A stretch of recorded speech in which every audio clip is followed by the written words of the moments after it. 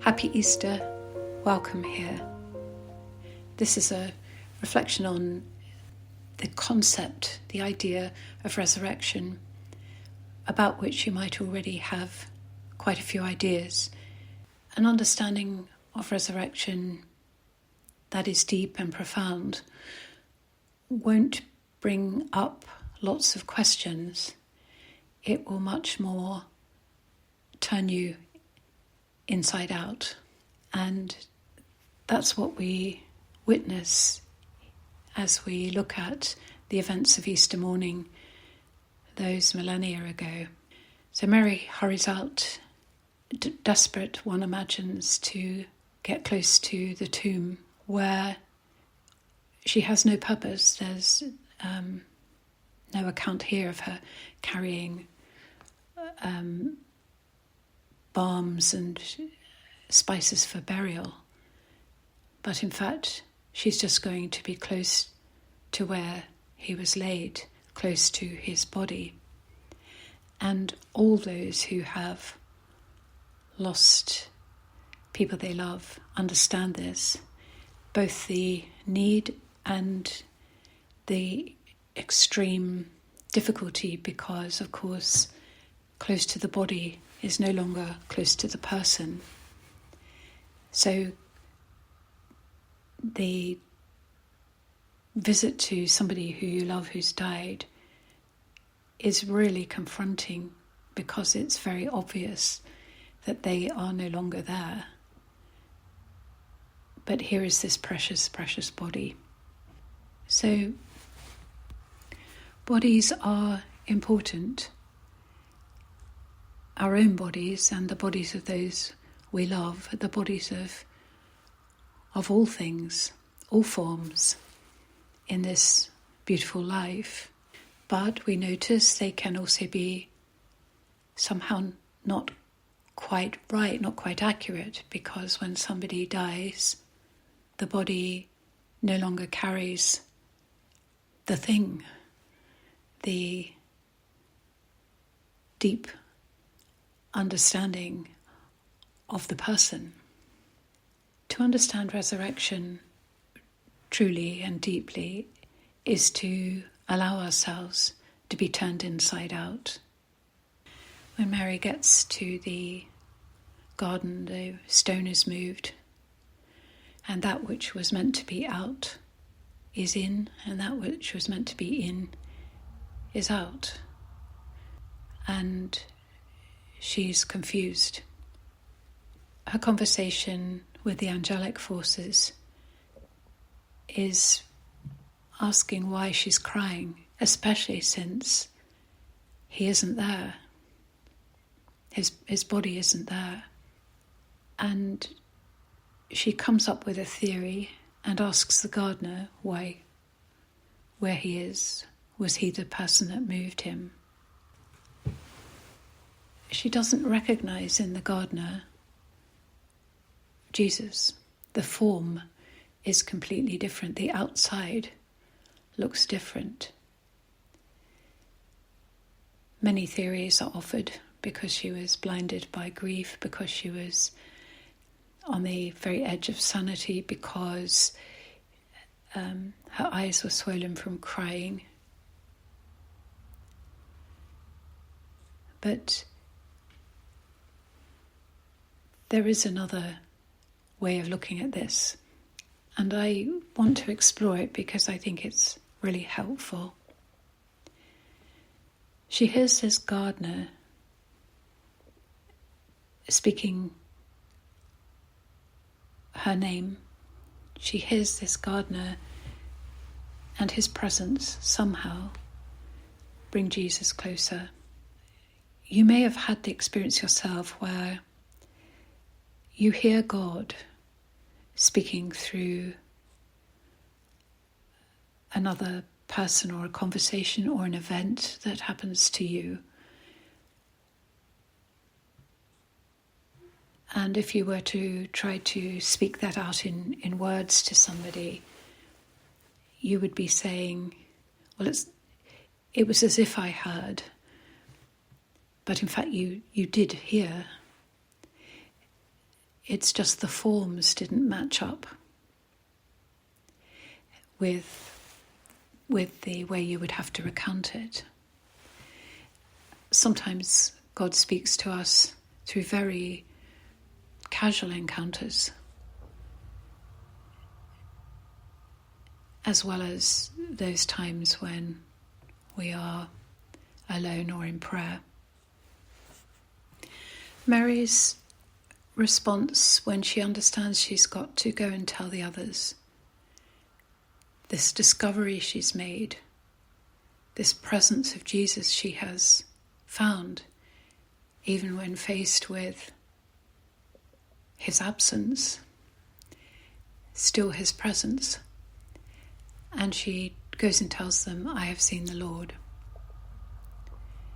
This isn't her dissembling or trying to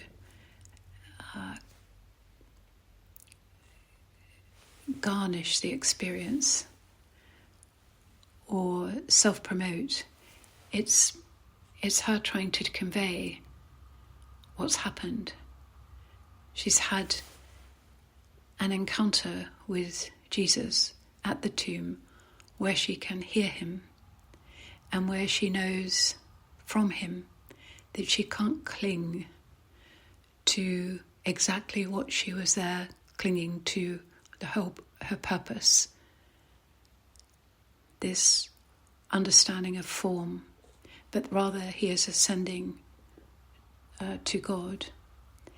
We might translate that slightly differently as merging, entering, becoming completely unified with, becoming actually indistinguishable from God, with where the form is gone and the essence only is retained. The canonical Gospels, the ones we have in the Bible, do recount the story in a way where we can easily understand it in terms of form, in a way that is the easiest way to describe it, and it's very hard to describe it without coming up with ideas of form. But there are other Gospels not included in the canon that don't even mention it. Not because it isn't important, Mary's discovery that day, but because it isn't central to our understanding, to the telling, to help people really get to that place of understanding resurrection. Because to do it, we really have to mess with the inside out.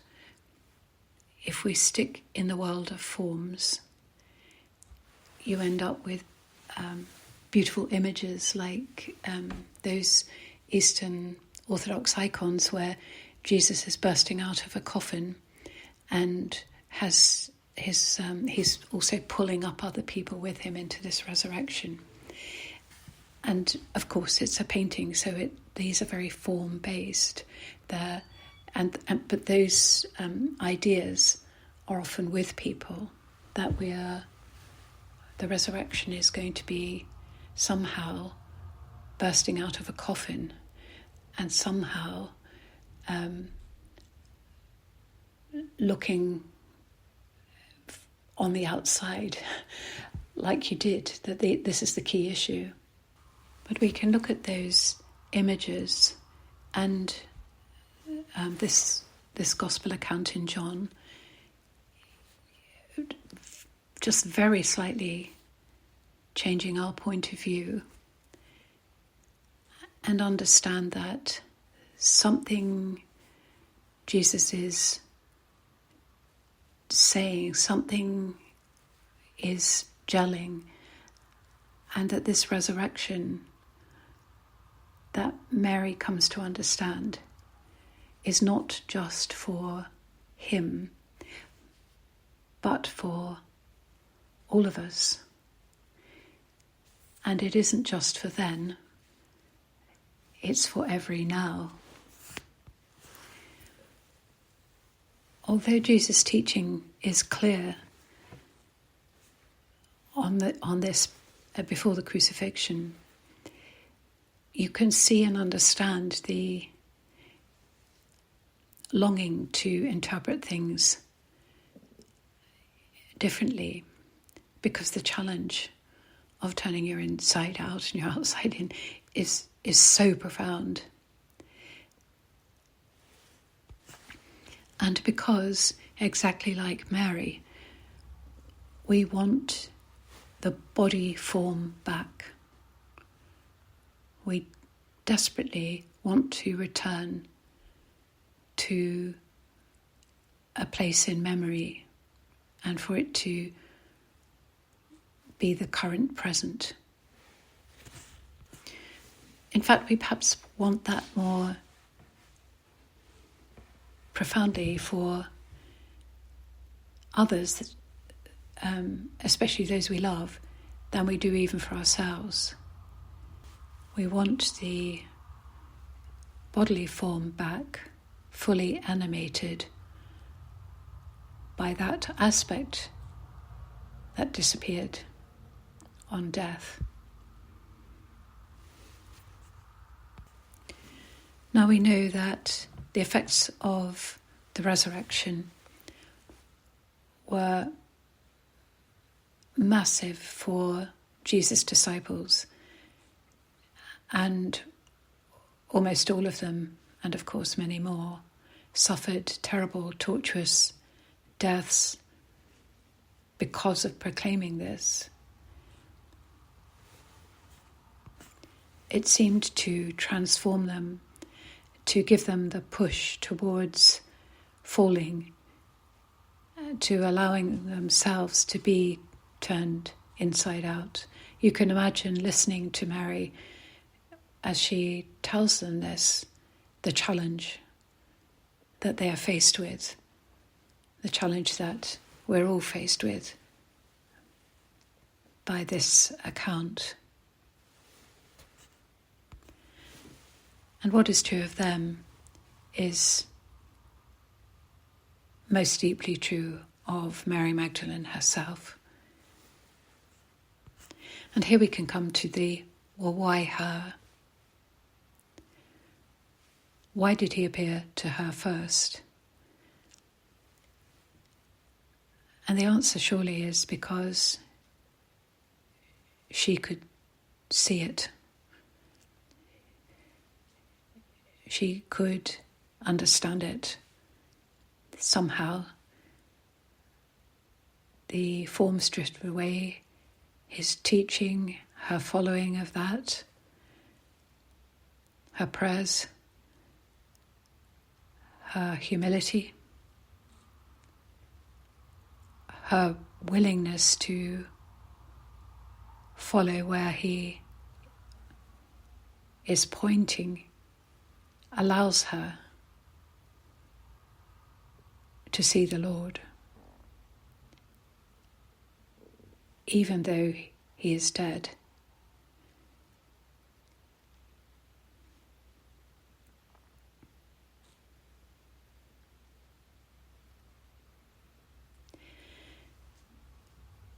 Over the next few weeks, we'll see many encounters with Jesus. Jesus in the form usually of an unexplained stranger who seems to embody the persona of Jesus for various of the disciples. So Mary's experience is not singular, but it is the first. And one imagines that her proclamation allows them all to fall over that cliff and find that they can live there more free, more connected with God, less caught up by forms.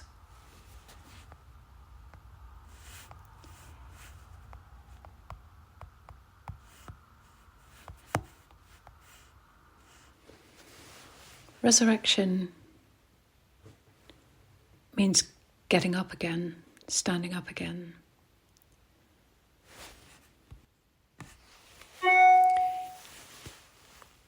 In Greek, the word for resurrection is anastasis. It's translated as resurrection into English. And anastasis means upstanding or standing again.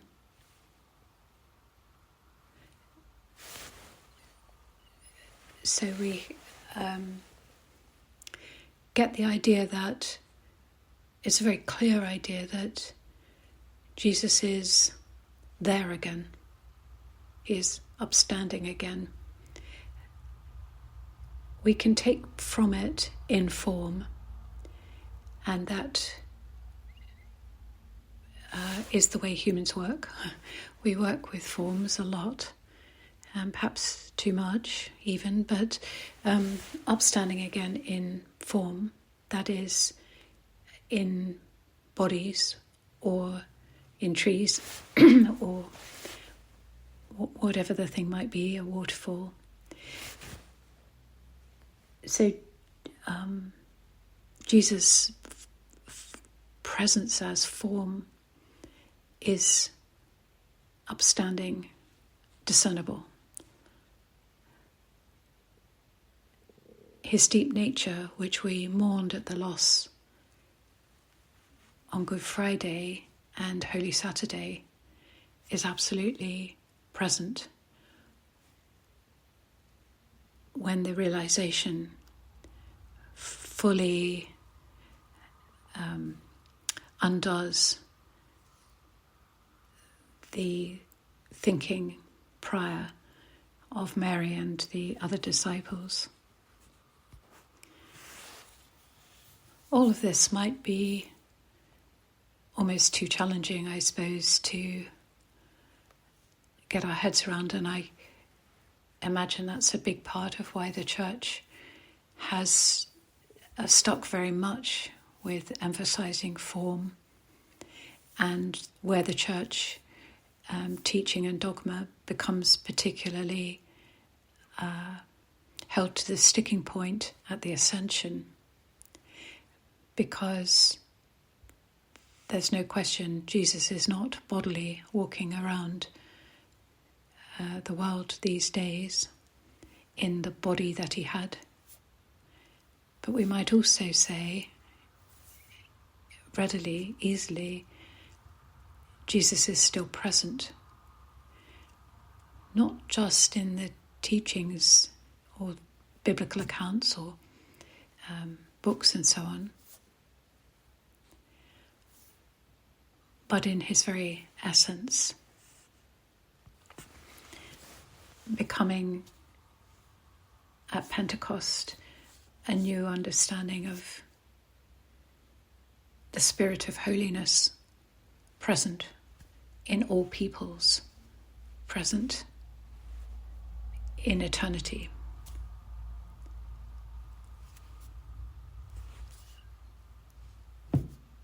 That is a description of the Christ, and it's a description of Jesus, and it's a description of you. But to fully understand it, there is a turning of the way we see things, not just upside down but inside out. The fundamental aspect of a human life is not our minds and thoughts. It's not our physical form. It is our deepest nature, the one that is seamless with God. We hear this in St. Clare of Assisi. To look prayerfully, to think deeply through contemplation, to become Christ-like, to see our reflection in Christ and Christ's reflection in us. St. Francis of Assisi,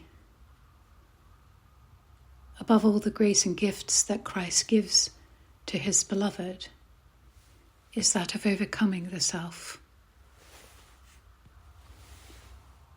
And what we are looking for is what is looking.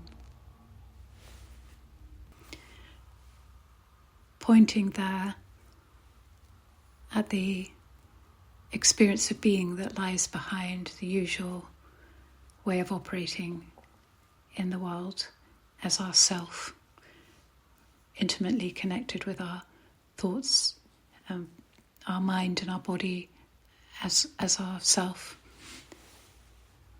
Not that idea of self, but lying behind. Or this from John of the Cross: creation forgotten, creator only known, attention turned inward, in love with the beloved alone. Or this from Hadovich: all things are too small to hold me, I am so vast, in the infinite I reach for the uncreated. I have touched it, it undoes me wider than wide. Everything else is too narrow. You know this well, you who are also there.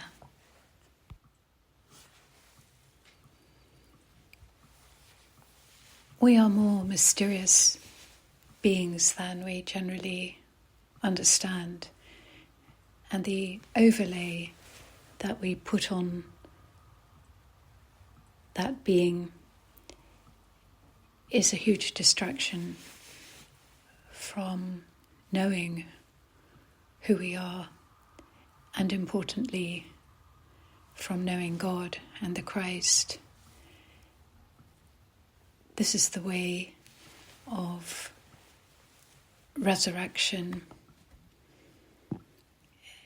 standing again in our beingness that can be achieved even in our life, embodied in the way that we are. To do this is not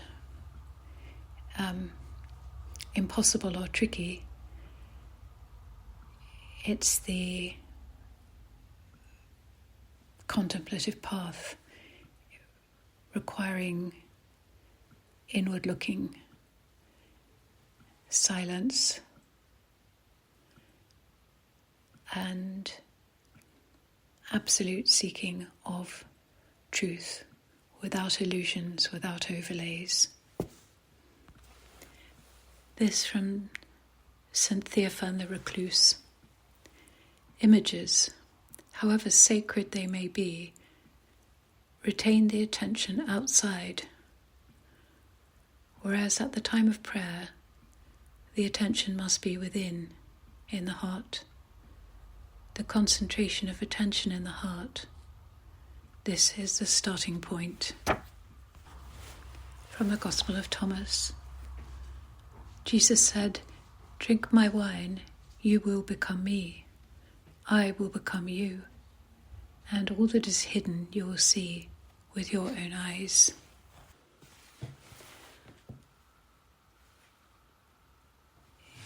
The turning inside out, the peering into empty tombs, the recognizing Jesus in unfamiliar form, the process of moving away from form to our true nature,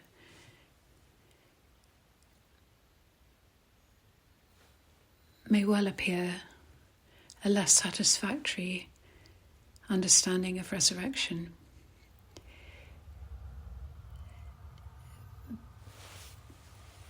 But only when we are attached still to forms. We too can experience the resurrection like Mary Magdalene. I have seen the Lord.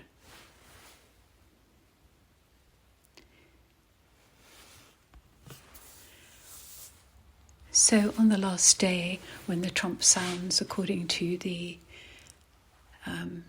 doctrine and all the dead are raised,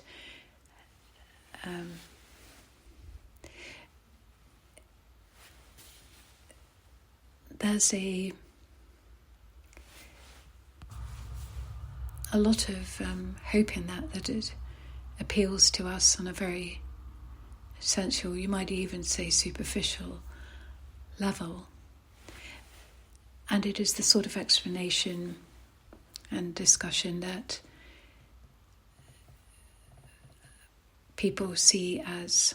many people see as completely unpersuasive. If it's understood in the way I've tried to hint at here, and certainly that is readable in the texts and most accessible in Jesus' teaching himself, this other vision may come to pass or not. There is nothing beyond the power of God, as we see. We just look around at the amazing forms that are. But to get to the deeper truth, the full presence of God, the full loss of the self, times of quiet and disciplined prayer and meditation and silence are required. Sometimes it happens to people in a bolt from the blue, but that is extremely rare. And sometimes people try to shortcut it using weird and wonderful drugs.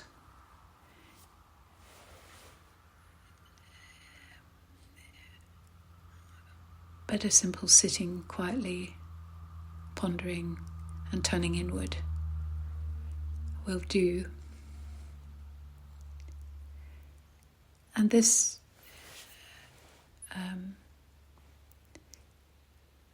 deeper understanding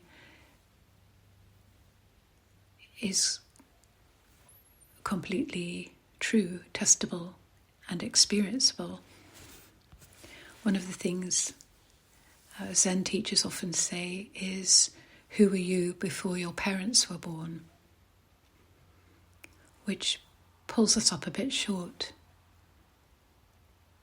Did I or did I not exist? And it's a question young children often ask, or where was I before that?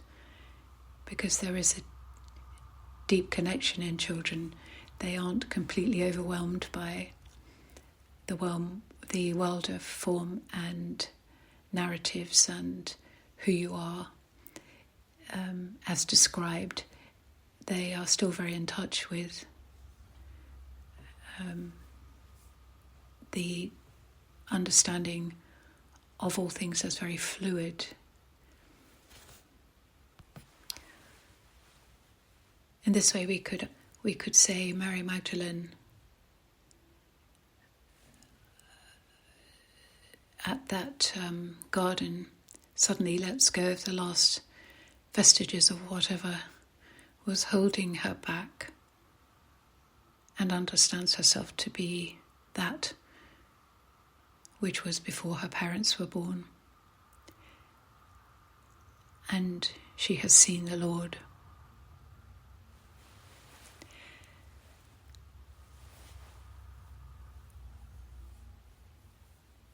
I wonder if this might seem like hard work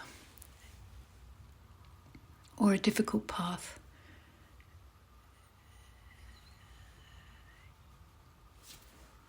It isn't at all. It's nothing at all special. It doesn't make anyone special or more special. And its difficulty lies in letting go the form of the self, and then eventually forms altogether.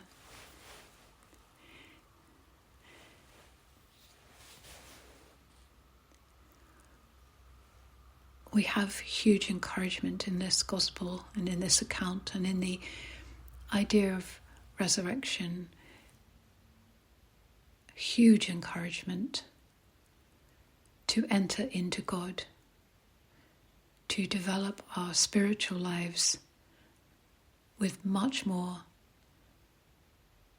assiduous attention than we spend on our garden or our clothes or our many worries, but to assiduously attend to this, to understand the deep attraction and the importance. I want to end with this from Mechtild of Magdeburg. A fish cannot drown in water. A bird does not fall in the air. In the fire of its making, God doesn't vanish. The fire brightens. Each creature of God must live in its own true nature. How could I resist my nature that lives for oneness with God? And again, Happy Easter.